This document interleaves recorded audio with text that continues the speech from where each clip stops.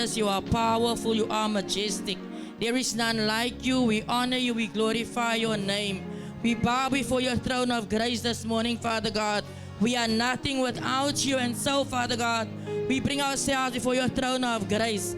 I pray, Father God, whatever words come forth from my mouth, Father God, Father, it will be filled with glory, filled with grace, in the name of Jesus. I pray that all of us this morning, Father God, will receive the impartation of your Spirit through the word this morning. In Jesus' name, amen. Can you put your hands together for Jesus? Amen. He's worthy and we are nothing without him. Amen. Ek wil net sê ons is niks sonder die Here nie.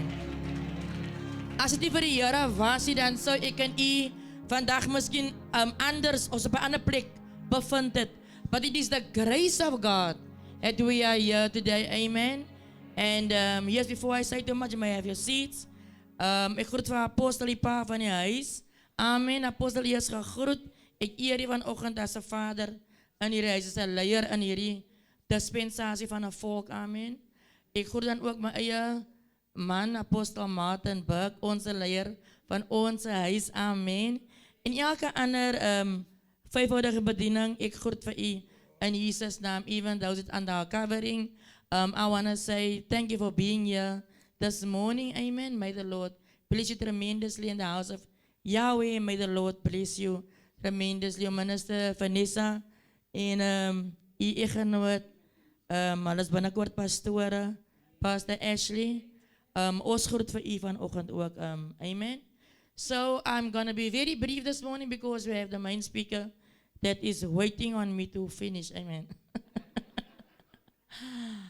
Apostel, ek glo dat alles wat ons doen in hierdie laaste dae must be very calculated. Everything we do should be very calculated. Nothing we do should be haphazardly. Especially if you're a leader. Amen. And this conference is named Building Leaders, Developing a Winning Attitude. And it is so difficult sometimes to build someone else's attitude. Because it is somebody's character. Their DNA, they make up the way they were. Sometimes I can take it from myself. The way I was brought up, I wasn't brought up in the house of the Lord. So I had my own attitude. I had my own character that was built along the journey that I walked. The journey that I walked wasn't a good journey. It's a journey of being on the outskirts of the world, being with gangs and drugs and things like that. So that shaped my journey, it shaped my character, it shaped me into the person that I was. It shaped me in the way that I thought, my thinking patterns. And that, Apostle, when your thought patterns, when it is set, when somebody's thought patterns are set by the way they journeyed life, it is difficult sometimes to bring them into a winning attitude. Especially if your life maybe was a life of, you just lost all the way. Alles het verkeerd gegaan in jou lewe. Alles wat jy kan noem, het verkeerd gegaan in jou lewe. Now you come to Jesus, and you know when you come to Jesus, I'm speaking to leaders today. And now I'm not speaking to a newborn in Christ. But I just want to bring some clarity. Now when you come to Jesus, it is difficult to understand or draw a parallel between how you grew up and this attitude that you must now have in Jesus. Ek moet nou glo, ek is 'n overcomer. Ek moet nou glo, I must have gratitude. I must run the race with patience. Ken jy van patience wanneer ek my way uitfight? Uit elke dag uit. So now I must change my attitude. I must change the way I think. And it took a while for me to really get to that place to change my attitude. So now some people, Apostle, did not grow out of that attitude of a loser yet. Losing mentality. But now because we are faithful and because we are in church and because we do everything that is asked of us, we are maybe called upon to come and do certain things in the church because our faithfulness shows. But our thought patterns did not change. Which means ek het nie 'n winning mentality nie. Nie omdat iemand my iets gedoen het nie. That's my journey in life. It is the things I came across while I was growing up. So now it's easy for me to go and think about things in church that is not so. It is easy when I'm reprimanded by my father in the house. It is easy for me to be offended because of my thought patterns. So when we become leaders, apostle, the first thing you should work on is to break down old mentalities, old belief systems.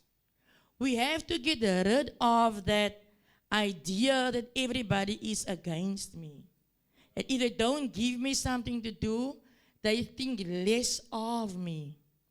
Those are things that became part of our DNA as we grew up. But once God calls you to a higher level, you have to deal with those type of mentalities. And those things, apostle, becomes strongholds. Because a stronghold is not a demon. A stronghold is a belief system. A stronghold is an error. It's something you believe that is not true. And the only way you can get rid of a stronghold is to start to believe the truth.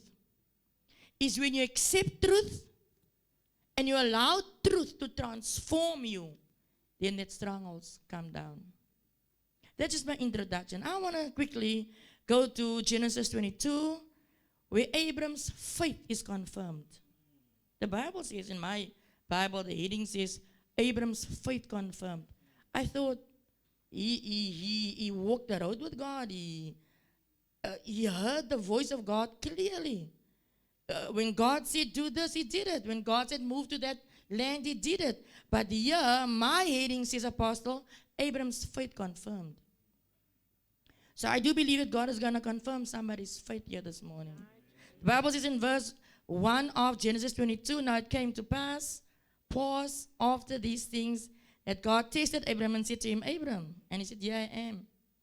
Then he said, take your son, your only son Isaac, whom you love, and go to the land of Moriah, and offer him there as a burnt offering on one of the mountains of which I shall tell you. So the Bible says Abram arose, he took his son, and he went with a few young men. And the Bible is specific when it says young men. I do believe those were young men in training, apostle, because they walked closely with him. And the Jews always had a rabbi, and those who learned from the rabbi had to be close to him. So I do believe they were leaders in training that went with him. You can't take anybody with you, especially if God gave you an instruction, something you have to go and do for God, because some will try to discourage you. If they hear what God told you to do, they will try to discourage you and say, moet ons regtig die building koop, moet ons regtig die ding doen. So sometimes you don't have to disclose to everybody everything, because everybody won't understand. So he took a few young men with him and saddled the donkey. They went up. The Bible says they split the wood for the burnt offering, and they went to the place where God told him to go. Now, on the third day, isn't that amazing? Isn't that miraculous? Isn't that just so awesome? And in the text, it speaks of the third day. I don't want to go too much into the third day, but just bear it in mind. It was the third day that Abraham lifted his eyes and saw the place afar off. And hy sê vir die jong manne, bly hier so, staan hier met die donkie, en ek en my seun sal opgaan, and we will go and worship. We will go and worship God, and then we will come back to God, to you. See the faith, the level of faith. He said, we're going to go up and we're going to worship. So his worship was that I'm going to sacrifice my son. And many times we think, I read the other day, I still want to share with our worship leaders, that worship is not only singing and music. It is an accompaniment of how we honor God and come before His throne. But worship is actually sacrifice. Worship is actually letting go of who you think you are. Worship is letting go of your own ideologies. Worship is allowing you to be trained by the Spirit of God. And so he said, stay here, I will go and worship and come back. And so Abraham took the wood and the burnt offering and he went up with a knife, and the two of them went together. But Isaac spoke to Abraham and I said, Father, and he said, yeah, I am my son. And the son said, look the fire and the wood, but where's the lamb for a burnt offering? So ek en u wat mos dan die dispensasie gebore is sy mind is mos vinnig. Jy gaan nou al vertel, lyk my die man over my slag. Jy is nie alarm nie. Maar sy sal nou burnt offering doen. So u sal nou al 'n way uitgesoek het al. So nou vir die pa te sê, dis vir my nie. Sal u nou al 'n way uitgesoek het. En ons in die dispensasie minds mos baie vinnig. Maar kyk wat sê sy pa vir hom. Hy sê, here's the wood, where's the lamb? And Abraham said, my son, God will provide for himself the lamb. En ja, vir Bybelskoolstudente, dis nou 'n foreshadow van Jesus, wat geoffer was, but I'm not there today. So, I wanted to focus on the son, who was so obedient to his father, that he didn't question his father. That is one thing that when we train people, we don't want to make you, so mense sê ons is cults, wanneer ons mense leer om one-minded, unity, dat dink hulle, jy wil vir hulle transform om te dink soos jy, te lyk soos jy, voor te kom soos jy, but it's not about that. It's about unity in the spirit. It's about like-mindedness in the spirit. So, this boy did not question his father. And many people say if you can't question your father in the house, it means then, value beheer. It's not true. It's a lie of the enemy. It says that your father in the faith wants to control you. If you can't question you. I'll explain to you just in a bit why I say so. So now, as you all know, God provided the lamb and all that things, and Abraham saw the ram, and he called unto God and he named the place, the Lord will provide. And that was in the mount of the Lord that it shall be provided. But the angel of the Lord, in verse 15, called to Abraham a second time out of heaven and said, by myself I have sworn, says the Lord, because you have done this thing, and have not withheld your son, your only son. Blessing, I will bless you. Multiplying, I will multiply your descendants as the stars of the heaven, and as the sand which is on the seashore, and your descendants, meaning jou kinders se kinders se kinders en hulle kinders, almal wat na jou kom, shall possess the gates of the enemy. Kyk die blessing. Is dit 'n blessing van ek gaan jou die vader maak van alle nasies, want hy is die eerste ding wat mense dink as hulle aan Abraham dink. Hy is die vader van alle nasies. Do you know that the Muslims also say that Abraham is their father? Just ask one or two of them. It says in verse 18, in your seed all the nations of the earth shall be blessed because you obeyed my voice. Daar is die blessing vir die nasies. Maar die blessings vir sy descendants was they will possess the gates of the enemies.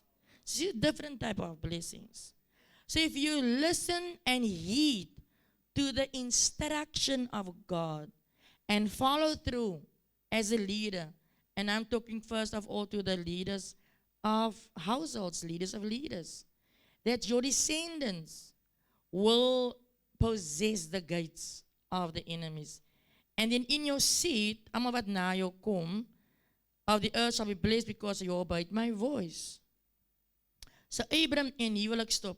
So Abraham was 19 and returned to his young men.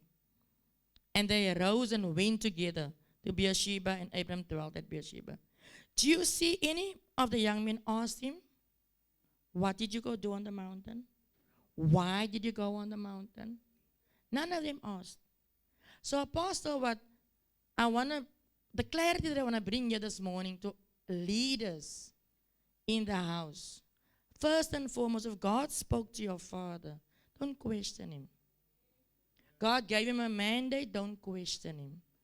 Let go of your own ideology, spirit of familiarity, offense. Offense is a killer. Offense will kill you. And offense is not your spirit, it is a spirit that wants to possess you. The moment you realize, hey, I'm thinking funny things or I'm saying funny things, rebuke the spirit. You will know. You will know, I don't want to be like this.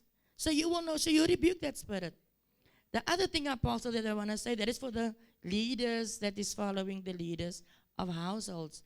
Don't question. Don't feel offended if you don't know a lot. Don't feel offended if you get an instruction with no outcome. You just do what you are asked to do because you will be blessed. You will be blessed among the nations. Even your children will be blessed if you read the text closely. But the one thing that I want to end off, Apostle, to the leaders of households, of churches, of people. He didn't tell the young man what he went to do. When he came back, he also didn't tell them what God did. So my encouragement to you this morning is this one thing. You don't always have to disclose everything to the leaders. Leaders must understand if God gives an instruction to the father of the house, the outcome will benefit everyone. It will benefit your descendants as well. As long as you know that your father in your house is hearing from God. Don't ask too much questions. That meant they saw Abraham came back with his son. They didn't ask him. They saw them went up. They didn't ask him questions. They saw them came back. They didn't ask questions. And my last word for us as leaders is, if God gives us an instruction, let us follow the instruction. Let us also not ask God too many questions. Because at the end of the day, you see how Abraham was blessed. He had to sacrifice. He had to take his only son, the one that he prayed from God. Many times we pray things from God, and then God asks us to give it up, and then we think it's the devil. So if we as leaders know how to sacrifice, if we as leaders know how to give our last, if we as leaders know that God is fully in control, the blessing will rest upon your children and your children's children. God bless you.